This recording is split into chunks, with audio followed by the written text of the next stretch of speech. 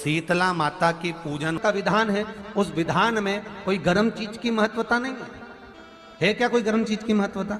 फिर भी दुनिया के लोग अपनी बुद्धि लगाकर माता की जब पूजन करने जाते हैं तो वहां अगरबत्ती भी जलाते हैं और दिया भी जलाते हैं। अब एक तरफ तो तुम माता को ठंडा पानी का भोग लगा रही हो, एक तरफ तो ठंडा भोजन चढ़ा रही हो, एक तरफ तो ठंडे का प्रयास कर रही हो, और ऊपर से माता को तुम दिया लगाकर अगरबत्ती लगाकर तुम माता को सम्मुख में गर्म तत्व को प्रदान कर रही हो। और फिर आकर कहती हो कि मेरा बच्चा क्यों बीमार पड़ता है, मेरे पति को आगे बार बार ये कष्ट क्यों आता है, घर में लोग चिड़चिड़े क्यों हो जाते हैं, घर में लोग क्लेश क्यों करते हैं, आखिर कारण क्या है? तो कारण तो तुम खुद हो कि जो चीज लिखी है वो ना करते हुए दुनिया जो कर रही है तुम वो करना चाहते हो। तुम भगवान की पूजन उस विधान से नहीं करना चाहते जो विधान शास्त्रों में।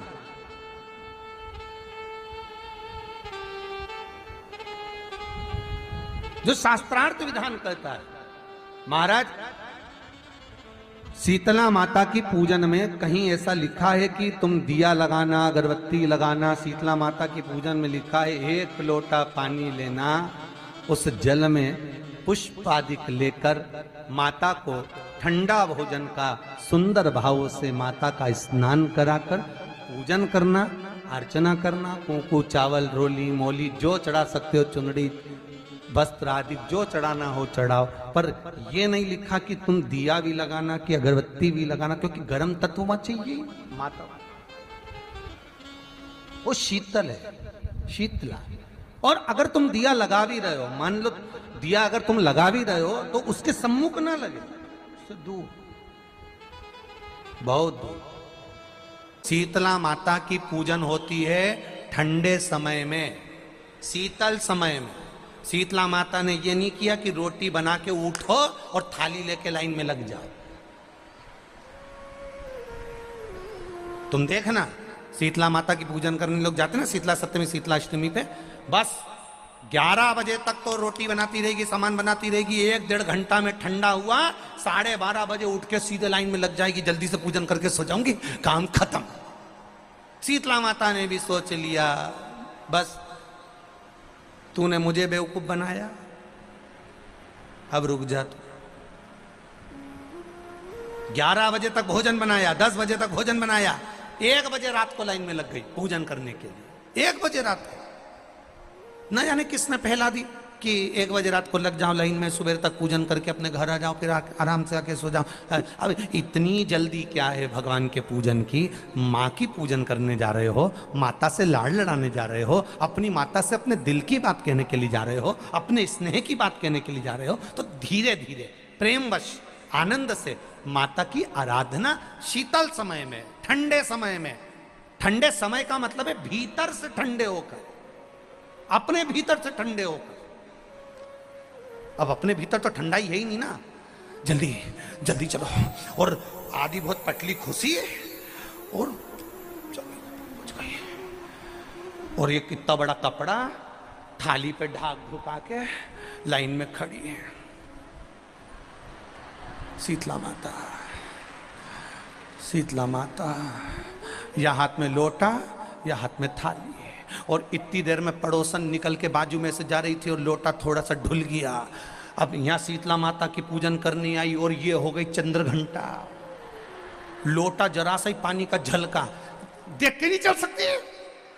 ठंडा भोजन हाथ में, लोटा ठंडा पानी का, और अंदर अग्नि। शीतला माता भी कह रही इसको अजान दो पहले, इसको। क्या मतलब? भीतर से शीतल होइए, भीतर से ठंडे होइए।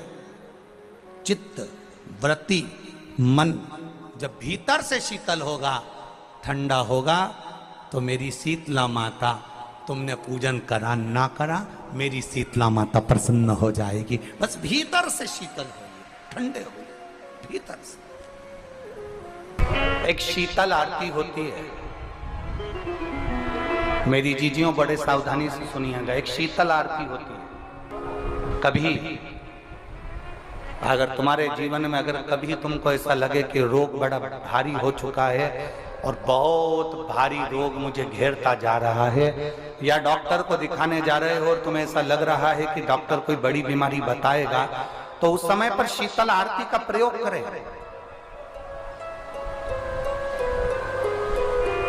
एक पुष्प हाथ की हथेली में रख लीजिए, एक पुष्प हाथ की हथेली में रख लीजिए।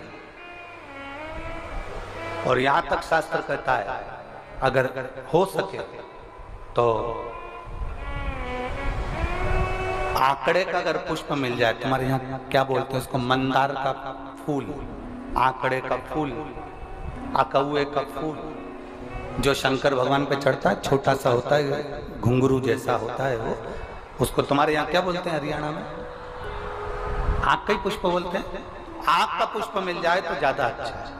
अब उसमें चाहे सफेद हो, चाहे नीला हो, चाहे गुलाबी हो, जैसा भी हो, हाथ में रखने के बाद हाथ में एक लोटा जल, भगवान शंकर के शिवालय में जब आप प्रवेश करें और प्रवेश करते समय भगवान के सम्मुख में जब भगवान शंकर के साक्षी में जब पहुंचे, आपके सामने पूजन में कोई भी सामग्री नहीं है, आपके पास में न दिया है, न बाती है, न गर्भवती है, न चंदन है, न कपूर है, न कोई सामग्री है, केवल एक आंख का पुष्प और एक लोटा जल आपके पास में है। शिवालय में पहुंचकर शीतल आरती का प्रयोग करो।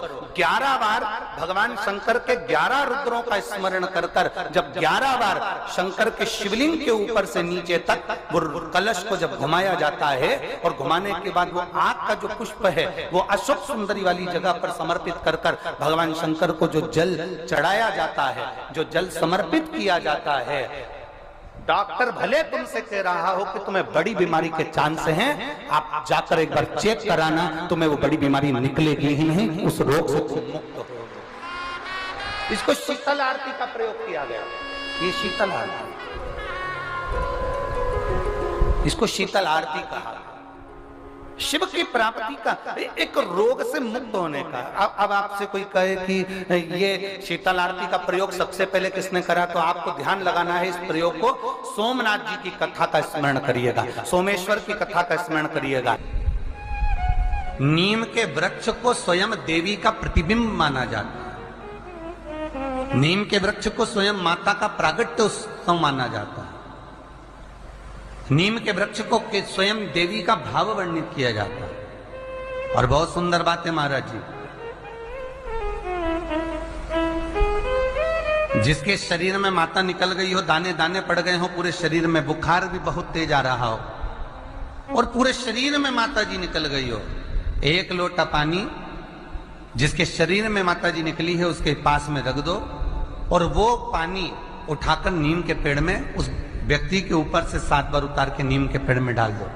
3 दिन के अंदर उसकी माता जो शरीर में निकली हुई है, दाने दाने पड़े हुए हैं, जो बुखार बहुत तेज आ रहा है, उसमें धीरे धीरे आराम मिलना प्रारंभ हो जाता है। यहां तक शास्त्र कहता है कि किसी व्यक्ति को अचानक बहुत तेज बीमार आ गया, बहुत तेज बुखार आ गया, या एकदम, हम तो यहां तक कहेंगे कि ये वायरस चल रहा है, महामारी चल रही है और कंठ में भी आपको अगर जलन पड़ रही है, कंठ रुक रहा है, बुखार बहुत तेज आ रहा है, शरीर में ताप है, डॉक्टर को दिखाओ मना नहीं है, सब कुछ करो मना नहीं है, पर एक लोटा पानी अपने ऊपर से उतार कर 21 बार नीम के पेड़ में ले जाकर नाम गोत्र बोलकर डाल दीजिए और नीम के पेड़ के नीचे की मिट्टी को अपने कंठ पर लगा लीजिए। 20 से 25 मिनट बाद आपको आराम लगना प्रारंभ हो जाएगा। ये उमा देवी है। जगह की मिट्टी काया के रोग को ठीक कर देती है महाराज। अगर किसी व्यक्ति को चर्म रोग हो गया, कुष्ठ रोग हो गया, चमड़ी सफेद पड़ गई, रोग समाप्त नहीं हो रहा, बढ़ते जा रहा है, औषधियां आपने बहुत कर ली, तो 3 जगह की मिट्टी आपको फल प्रदान करेगी। पहला, सूर्य कुंड की मिट्टी। स्कंद पुराण सूर्य कुंड कहां पर है, तो कहा दतिया और झांसी के बीच में सूर्य कुंड निवास करता है। उस सूर्य कुंड की मिट्टी को लाकर जिस व्यक्ति को कुष्ठ रोग हो गया हो, शरीर की चमड़ी सफेद पड़ गई हो, स्कंद पुराण कहती है सूर्य कुंड की मृदा लगा लेने से 5 से 7 दिन में रोग समाप्त होने लगता है महाराज। पर सूर्य को सर्वाधिक प्रियता क्या,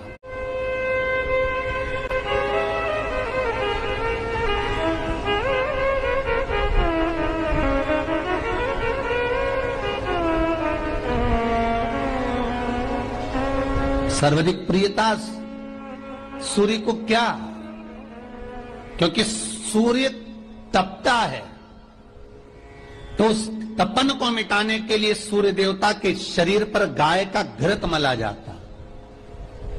जैसे शनि को तेल लगाया जाता है, सूर्य को घृत मला जाता। इसलिए सूर्य कुंड का एक नियम है कि सूर्य कुंड पर से अगर हम मिट्टी लेकर आते हैं, शरीर पर लगाने के बाद जब शरीर का चर्म रोग समाप्त हो जाए, सफेद चमड़ी अपने वापिस रंग में आ जाए, तब आप जितनी कामना कर आते हैं उतना घी उस सूर्य कुंड के पास में डालना पड़ता है। 1 किलो, 2 किलो, आधा किलो, 250 ग्राम, 25 ग्राम, 50 ग्राम, जो आपने कामना करी है उतना चढ़ाना। पर वो घी गाय का होना चाहिए,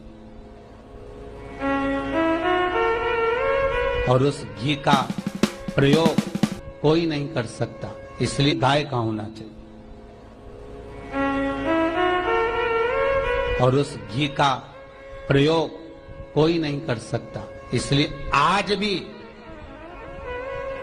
स्कंद पुराण में तो केवल सूर्य कुंड का वर्णन है, घृत का वर्णन है, पर स्थान आज भी झांसी और दतिया के बीच में जो सूर्य कुंड विराजमान है, आज भी वहां पर कुंड के पास में एक घी का कुआं है जिसमें घी डाला जाता है, पर उस घी का प्रयोग कोई दुनिया का व्यक्ति नहीं कर सकता। जो करता है वो शरीर में फपोले पड़ जाते हैं और बाद में सड़कर मर जाता है।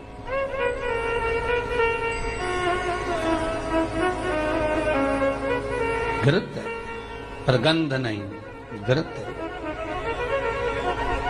3 जगह की मृदा जीव को सुख का अनुभव कराती है। पहला सूर्य कुंड महाराज, दूसरा वर्णन करा है जिस स्थान पर गौ माता को बांधा गया हो और गाय अपने बछड़े को, बछिया को जन्म देती हो, उस स्थान पर उसकी मिट्टी, उसकी मृदा, उस जगह की रज, जब मकान का मुहूर्त होता है, दुकान खोली जाती है, दुकान बनाई जाती है, दुकान में कोई अग्नि का प्रवेश हो, उससे पहले जहां पर गाय ने अपने बछड़े को जन्म दिया हो, बच्चे को जन्म दिया हो, उस स्थान की मिट्टी उस भूमि पर लेपन कर दी जाए तो जिंदगी में कभी संपदा की कमी नहीं हो सकती महाराज। ये दूसरी मृदा।